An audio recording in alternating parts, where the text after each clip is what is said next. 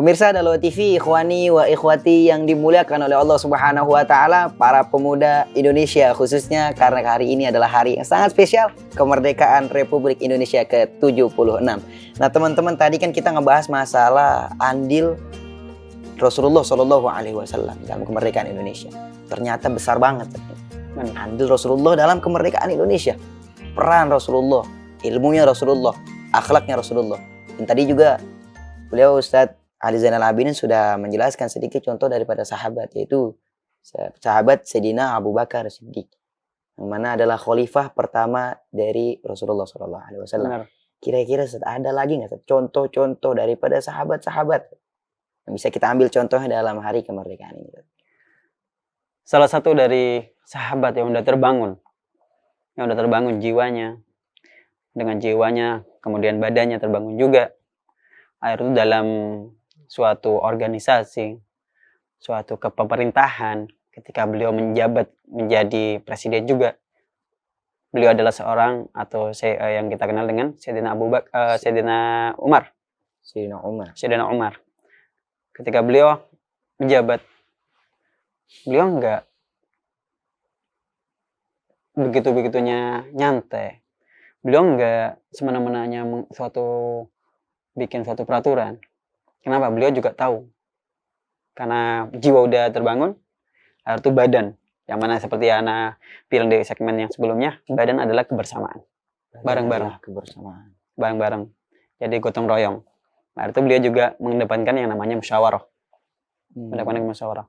Berarti bukan mentang-mentang presiden waktu itu tuh beliau seenaknya berfatwa, seenaknya ngasih hukum, tapi tetap musyawarah.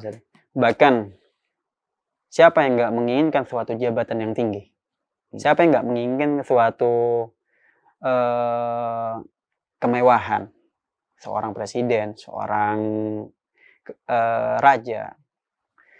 Namun tidak dengan seorang Sayyidina Umar.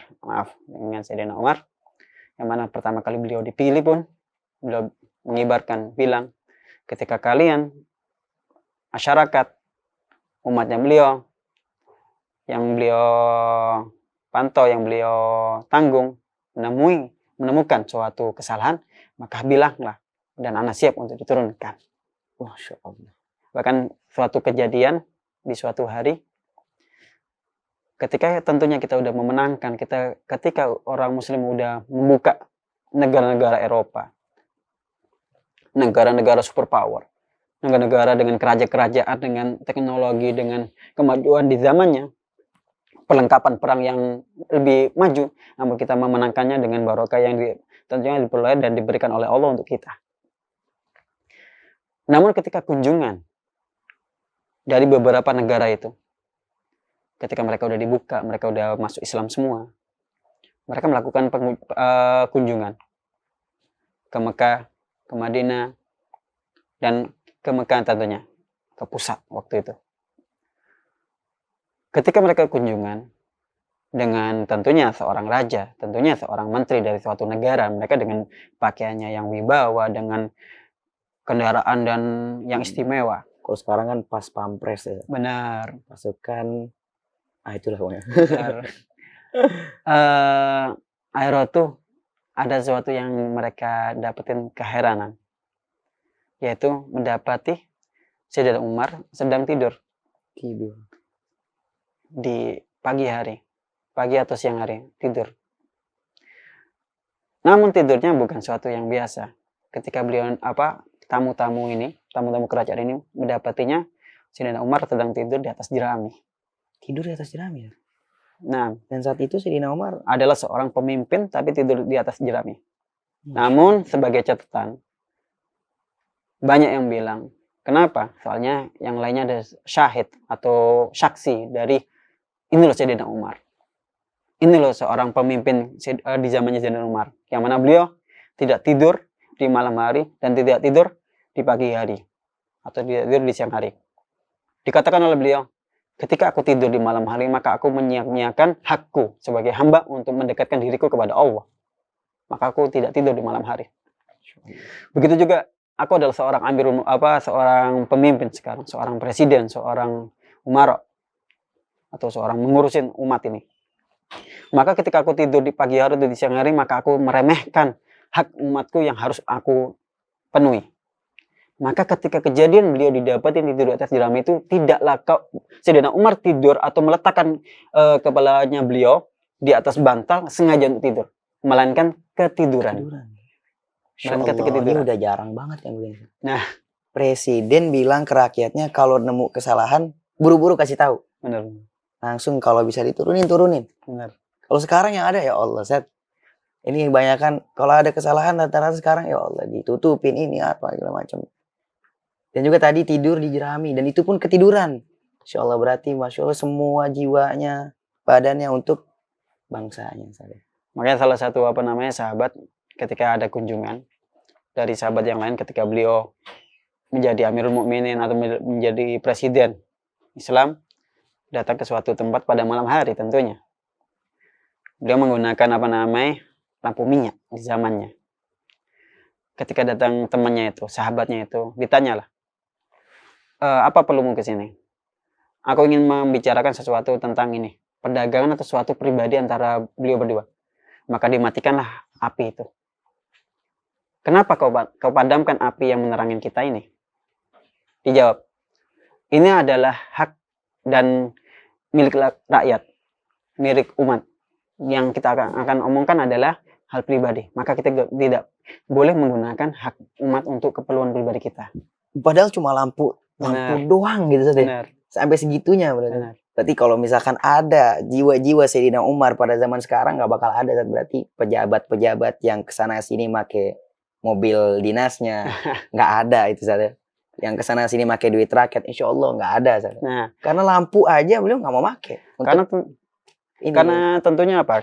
Seperti yang dibilang harus imannya dulu, harus jiwanya dulu. Sebagaimana? Seperti contoh apa? Seperti contoh suatu daerah, suatu provinsi umpamanya, semuanya yang berada di tempat itu beriman, maka itu akan tentram. Semuanya hidup, semuanya nikmat, semuanya aman. Kenapa? Hal itu semua akan berlandaskan atau sesuai dengan ayat tentunya. Ayat apa itu? Sesuai dengan ayat dalam Al-Quran, insyaallah, walau anna ahla qura amanu wattaqau lafatahna alaihim barakat minas sama' wal ard. Itu sesuai dengan dengan ayat itu. Jadi ketika udah mengamalkan iman, nikmat. Kembali yang tadi, itu umaroknya. Itu pemimpinnya ketika udah ada iman untuk menggunakannya janda. Oh, ini punya rakyat. Apalagi kalau semua segmennya, semua elemennya. Keamanannya, bagian ekonominya, rakyatnya.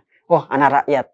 Dengan imannya, anak tahu kalau ini adalah umar, kita harus taat.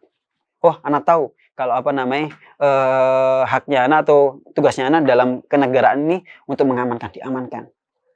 Di luar itu dia dapat gaji atau enggak, dia akan melaksanakan benar-benar dengan imannya. Insyaallah. Tuh. Walau anna ahlal qura amanu wattaqau lafatahna. Ini juga pernah dengar saat qiraah lafatahna. Jadi fatahna, tahnya itu ada tasdid gitu. Jadi itu artinya mubalaghah. Kalau dalam ilmu balaghah itu artinya untuk mubalaghah, untuk berlebih-lebihan. Jadi seandainya ahlul qura, penduduk negeri beriman dan bertakwa, niscaya Allah pasti, nggak mungkin enggak, pasti Allah bakal bukakan keberkahan daripada langit dan bumi. Itu kalau keberkahan langit dan bumi maksudnya apa sih? Kembali yang contoh yang Ana sampaikan tadi. Jadi ketika suatu provinsi udah beriman dan bertakwa, kenapa mereka akan mendapatkan keberkahan dan keamanan? Dengan lafaznya juga berkah dari sama dan art. Berkah. Jadi sebutkan ketika seorang beriman dan mereka tahu, oh anak seorang rakyat, dan rakyat juga seorang ibadah, seorang hamba Allah. Mereka tahu, oh harus seperti ini. Ketika waktu sholat mereka sholat. Ketika waktu korban harus berbagi. Ketika hartanya udah sampai harus mengeluarkan zakat, mereka zakat, membaginya ke orang-orang yang harus mendapatkannya. Art itu akan dari art, yaitu dari mana? Kalau artnya dari sesama muslim. Sama barokah apa? Karena satu hamba mengetahui ini loh ilmunya. Akhirnya itu Allah di situ memberikan keberkahan suatu hartanya berkah, dibagikanlah kepada yang lain. Disedekahkanlah kepada yang lain, saling membagi. Itu udah jiwanya dan badannya Nah. kebersamaannya. Ustaz. Nah, dan barokah yang diberikan dari langit, barokah diberikan dari langit oleh Allah, ketika suatu daerah itu udah aman buat takau, maka gak akan diturunkan di suatu daerah itu, di suatu provinsi yang semuanya udah aman buat takau itu suatu bala. Betul banget. Ustaz. Karena Itu nggak dari lain- apa? Dari langitnya. Nah, sama. Karena nggak lain nggak mungkin, nggak lain nggak bukan kalau bala itu turun daripada langit sana. Benar. Karena kejadian-kejadian yang ada di bumi, kesalahan-kesalahan para manusia, Allah turunkan bala. Benar. Masya Allah, Zat. Nah, terakhir ya, Zat, karena ini juga segmen terakhir di acara spesial kita, di hari spesial kita kemerdekaan Indonesia, ada nggak Zat, sedikit pesan-kesan Zat, untuk pemuda-pemuda kita Zat, yang lagi nonton sekarang ya, Zat? Pesannya, wala yaslam hina idin minal fitani illa man ahya qalbahu bil ilmi. Pesan untuk para pemuda Indonesia di hari kemerdekaan yang ke-76 ini, yaitu apa? Bangun jiwanya dengan ilmu. Bangun jiwa kalian dengan adab. Adab ini mungkin insya Allah bermanfaat. Masya Allah teman-teman, pada kesempatan kali ini, di kesempatan yang sangat spesial kali ini, di hari kemerdekaan Indonesia, di mana semua rakyat Indonesia berbahagia pada hari ini, kita mendapatkan banyak sekali faedah-faedah. Bahwasanya kemerdekaan itu apa? Dan apakah kita sudah merdeka? Dan bagaimana andil-andil para ulama untuk memerdekakan Indonesia? Oh, ternyata andil ulama begitu besar untuk memerdekakan Indonesia. Dan di situ juga di kemerdekaan Indonesia ada andil sangat besar, andil daripada Rasulullah SAW, dari ilmunya, akhlaknya, kepribadiannya yang diambil oleh para pejuang-pejuang bangsa Indonesia yang dituangkan dalam perjuangan untuk memerdekakan Indonesia.